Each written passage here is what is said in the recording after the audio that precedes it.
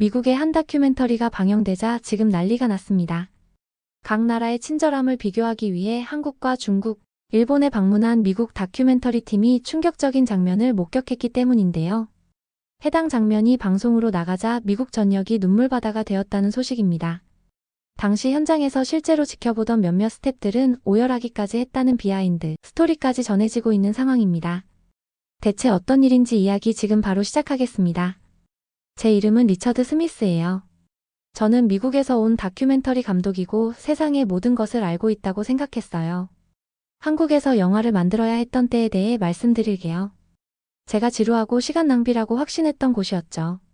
지금 돌이켜보면 제가 얼마나 어리석었는지 믿을 수 없어요. 모든 것은 뉴욕에 있는 제 사무실에서 시작됐어요. 벽은 세계 각지에서의 여행으로 받은 상과 사진들로 가득했죠.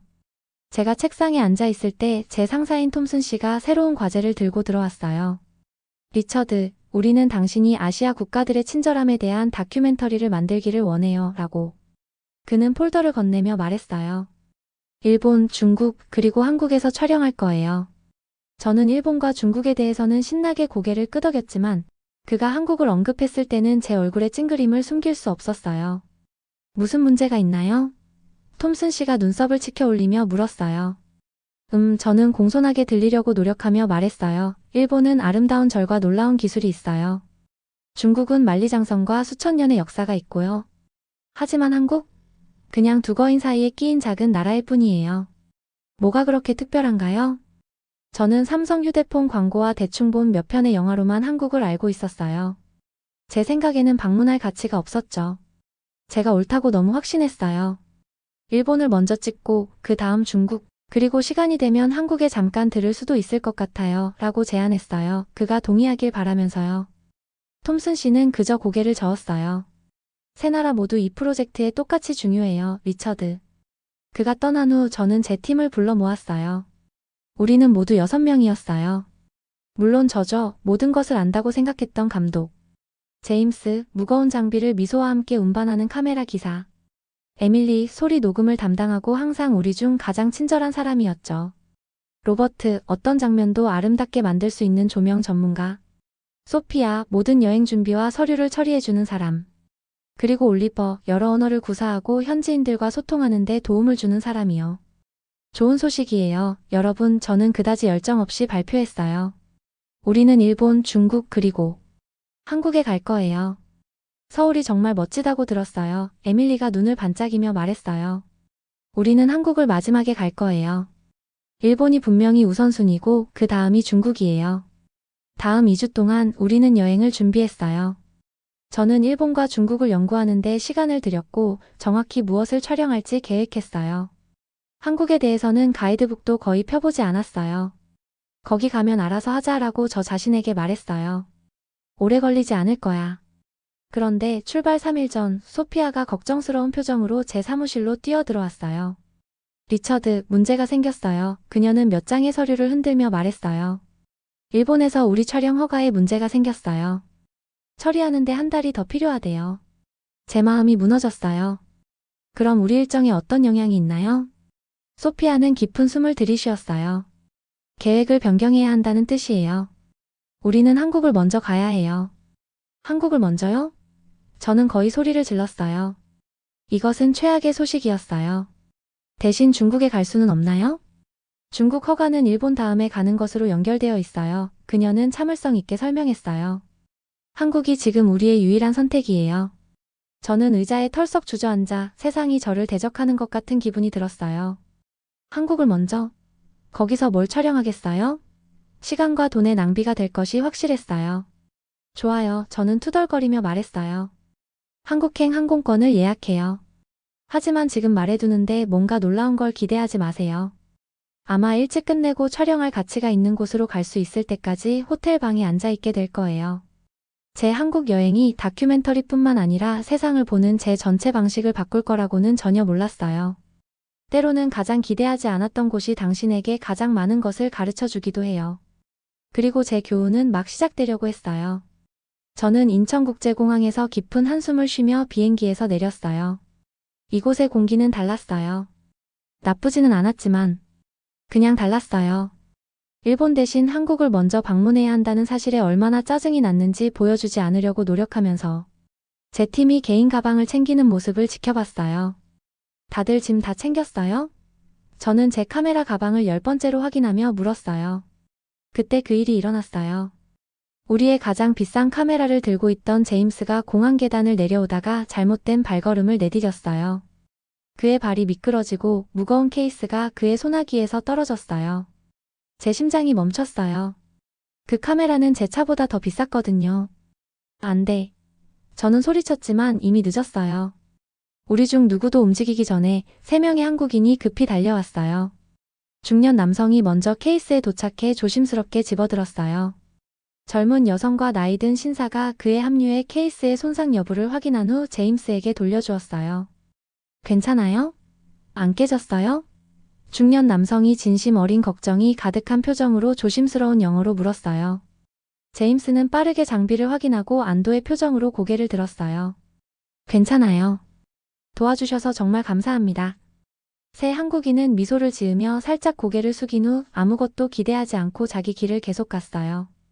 운이 좋았네요. 저는 그들이 얼마나 빨리 도움을 주러 달려왔는지에 감명받았다는 것을 인정하고 싶지 않아 중얼거렸어요.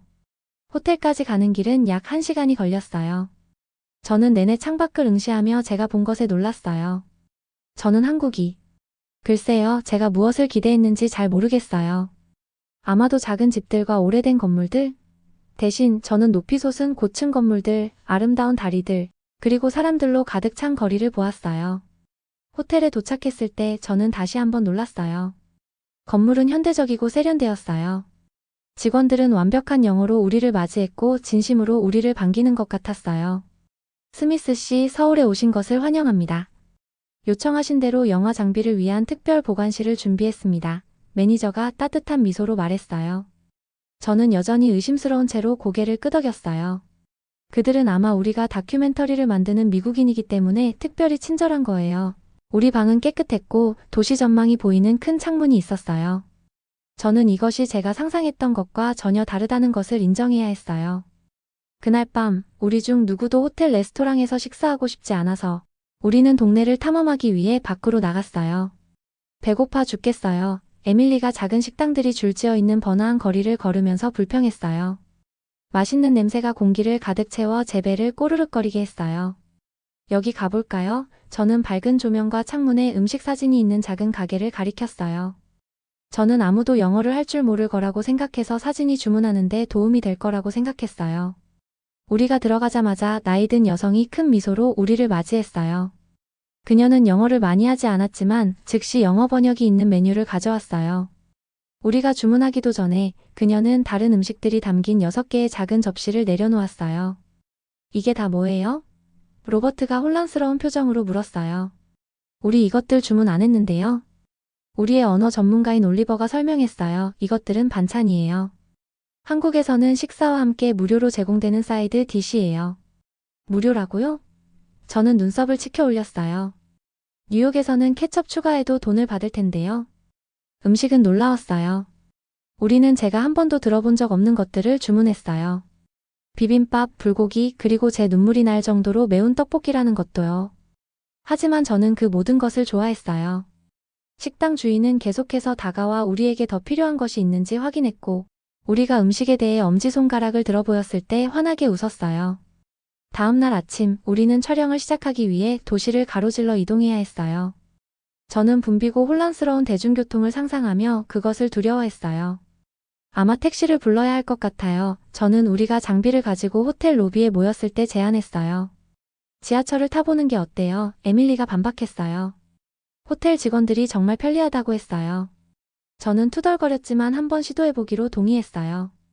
우리는 호텔에서 한 블록 떨어진 가장 가까운 지하철역으로 가는 표지판을 따라갔어요. 안에는 모든 것이 깨끗하고 정돈되어 있었어요. 큰 디지털 화면에는 다음 열차가 정확히 몇 분 후에 도착할지 표시되어 있었어요. 사람들은 질서 있게 줄을 서서 탑승했고 아무도 밀치거나 떠밀지 않았어요. 뉴욕 지하철도 이렇게 좋지 않아요. 에밀리가 제 옆에서 속삭였는데 이는 제 생각과 일치했어요. 그냥 지하철일 뿐이에요. 저는 어깨를 으쓱하며 감명받았다는 것을 인정하고 싶지 않았어요. 하지만 사실 저는 혼란스러움을 느끼기 시작했어요. 제가 보고 있는 모든 것이 제가 기대했던 것과 일치하지 않았어요. 도시는 현대적이고 깨끗했어요. 사람들은 공손하고 도움이 되었어요. 음식은 맛있었어요. 교통은 효율적이었어요. 그날 밤 호텔 침대에 누워 우리의 첫 번째 촬영날을 검토하면서 저는 공항에서 제임스의 카메라를 도와준 사람들에 대해 계속 생각했어요. 그들은 망설이지 않았고 그냥 낯선 사람을 돕기 위해 뛰어들었어요. 저는 뒤척이며 아마도 한국은 내가 생각했던 것과 다를지도 몰라. 라고 말하는 제 머릿속의 작은 목소리를 무시하려고 했어요. 겨우 하루 지났을 뿐이야 저는 스스로에게 말했어요. 하지만 마음 깊은 곳에서 저는 한국에 대해 완전히 잘못 알고 있었던 것은 아닌지 궁금해지기 시작했어요. 그리고 저는 그것에 대해 어떻게 느껴야 할지 몰랐어요. 저는 한국에서의 셋째 날 아침 일찍 일어났어요. 아침 햇살이 제 호텔 창문을 통해 들어와 방 전체에 황금빛 광채를 드리웠어요. 저는 예상보다 잘 잤다는 것을 인정해야 했어요. 아마도 편안한 침대 때문이었을 수도 있고 아니면 한국이 제가 상상했던 지루한 곳이 아니었기 때문일 수도 있어요. 집중해, 리처드. 저는 얼굴에 차가운 물을 끼얹으며 스스로에게 말했어요. 오늘은 중요한 촬영 날이에요. 간단한 아침 식사 후 저는 호텔 로비에서 팀원들을 모았어요. 오늘 우리는 강남이라는 동네의 초등학교 근처에서 촬영할 예정이었어요. 우리는 이 씨라는 나이 든 한국 여성을 고용했어요. 그녀는 쇼핑 가방을 들고 다니는데 도움이 필요한 것처럼 연기해야 했어요. 여러분 기억하세요. 우리는 진정한 반응을 포착해야 해요. 저는 우리 밴이 분주한 아침 교통속을 운전하는 동안 제 팀에게 설명했어요. 이 씨는 가방을 들고 힘들어하는 척할 거예요. 그리고 우리는 무슨 일이 일어나는지 볼 거예요. 아마 아무도 도와주러 멈추지 않을 것 같지만 그게 우리 다큐멘터리의 요점이에요. 서로 다른 나라에서 사람들이 어떻게 행동하는지 보여주는 거죠. 우리는 오전 10시쯤 촬영 장소에 도착했어요. 완벽했어요. 초등학교 앞 넓은 인도는 아이들의 아침 휴식 시간이었어요. 깔끔한 교복을 입은 아이들이 운동장에서 놀고 있었어요. 우리는 카메라를 조심스럽게 설치했어요. 제임스와 로버트는 나무 뒤에 장비를 숨겼어요. 에밀리는 벤치에 음향 장비를 설치하고 책을 읽는 척했어요. 소피아와 올리버는 필요할 경우 도울 준비가 되어 근처에 서 있었어요. 저는 시계를 확인했어요. 자, 모두 자리에요. 이 씨 준비되셨나요? 이 씨는 미소를 지으며 고개를 끄덕였어요. 그녀는 70대로 은색 머리와 친절한 얼굴을 가졌어요. 그녀는 2개의 무거운 쇼핑 가방과 지갑을 들고 있었어요. 액션. 저는 워키토키에 대고 속삭였어요. 이 씨는 가방을 들고 힘들어하는 척하면서 인도를 천천히 걷기 시작했어요. 그녀는 정말 잘했어요. 몇 걸음마다 멈춰서. 한 손에서 다른 손으로 무게를 옮기고 얼굴에는 불편함을 보여주었어요. 저는 카메라 렌즈를 통해 지켜보면서 아무 일도 일어나지 않을 거라고 예상했어요. 하지만 그때 제가 절대 잊지 못할 놀라운 일이 일어났어요. 3명의 어린 한국 학생들이 길 건너편에서 이 씨를 발견했어요. 그들은 망설임 없이 양쪽을 살피고 신호등이 바뀔 때까지 기다렸다가 그녀를 돕기 위해 달려갔어요. 할머니, 제가 그 가방 들어드릴게요. 따은 머리를 한 소녀가 한국어로 말하며 부드럽게 이 씨에게서 가장 무거운 가방을 가져갔어요. 괜찮으세요? 가시는 곳까지 도움이 필요하세요? 안경을 쓴 소년이 이 씨의 팔을 잡아 그녀를 안정시키며 물었어요. 3번째 아이, 더 키가 큰 소년이 다른 가방을 가져가고 이 씨를 향해 미소를 지었어요. 저는 입이 떡 벌어졌어요. 아무도 이 아이들에게 도움을 요청하지 않았어요. 그들은 우리 촬영의 일부가 아니었어요. 그들은 그저 도움이 필요한 사람을 보고 즉시 나섰을 뿐이에요. 더 많은 아이들이 합류하는 동안 저는 계속 촬영했어요. 몇몇은 그녀의 가방을 들어주겠다고 제안했고 다른 아이들은 물이나 앉을 자리가 필요한지 물었어요. 교복을 입은 아이들의 작은 무리가 이 씨를 둘러싸고 모두 도움을 주려고 열심이었어요. 저는 소리를 녹음하고 있던 에밀리를 흘낏 보았어요. 그녀의 눈에는 눈물이 고여 있었어요. 몇 분 후 저는 컷! 이라고 외쳤어요. 아이들은 혼란스러워 보였어요. 그들이 다큐멘터리 촬영에 참여했다는 것을 이해하지 못했어요. 한국어를 할 줄 아는 올리버가 그들에게 말하러 갔어요. 저는 그들이 왜 모두 도우러 달려왔는지 궁금해서 따라갔어요. 왜 이 아주머니를 도우러 멈췄어요? 올리버가 한국어로 그들에게 물었어요. 미노라는 한 소년이 대답했어요. 우리는 학교에서 매주 친절과 존중의 날이 있어요. 선생님들은 노인들을 돕는 것이 우리가 할 수 있는 가장 중요한 일 중 하나라고 말씀하셨어요. 다른 소녀가 덧붙였어요. 제 할머니는 우리가 노인들을 도울 때 우리 자신의 가족도 공경하는 거라고 하셨어요. 저는 놀라웠어요. 이들은 우리 영화를 위해 선택된 특별한 아이들이 아니었어요. 이들은 그저 다른 사람을 돕는 것이 정상이라고 생각하는 평범한 한국 학생들이었어요. 올리버가 그들에게 감사 인사를 하고 있을 때 뜻밖의 일이 일어났어요. 조용히 서 있던 이 씨가 갑자기 균형을 잃었어요. 이번에는 연기가 아니었어요. 그녀는 실제로 인도에 고르지 않은 부분에 걸려 넘어졌어요. 이 씨. 저는 카메라를 떨어뜨리고 앞으로 달려가며 소리쳤어요. 하지만 제가 그녀에게 도달하기도 전에 학생 중 한 명이 이미 전화를 꺼내 침착하게 도움을 요청하고 있었어요. 다른 아이들은 그녀 주위에 서서 다치지 않았는지 물으며 물을 제공했어요. 한 소년이 학교 재킷을 벗어 조심스럽게 접어 이 씨의 머리 밑에 놓았어요. 한 소년은 공책으로 그녀에게 부채질을 했어요. 또 다른 학생은 이 씨가 넘어진 곳에서 교통을 우회시켰어요. 저는 얼어붙어 서서 이 아이들이 제가 아는 대부분의 성인보다 더 잘 이 비상 상황을 처리하는 것을 지켜봤어요. 구급차는 5분도 채 되지 않아 도착했어요. 구급대원들이 이 씨를 도와주는 동안 저는 제가 방금 목격한 것에 대해 계속 생각했어요. 전 세계를 촬영한 제 모든 경력 동안 저는 제 옆에 서 있던 에밀리에게 속삭였어요. 낯선 사람을 돕기 위해 이렇게 빨리 그리고 친절하게 반응하는 아이들을 본 적이 없어요. 알아요. 그녀는 부드럽게 말했어요. 마치 그들은 그것에 대해 생각조차 하지 않은 것 같아요. 그들은 그냥 도왔어요.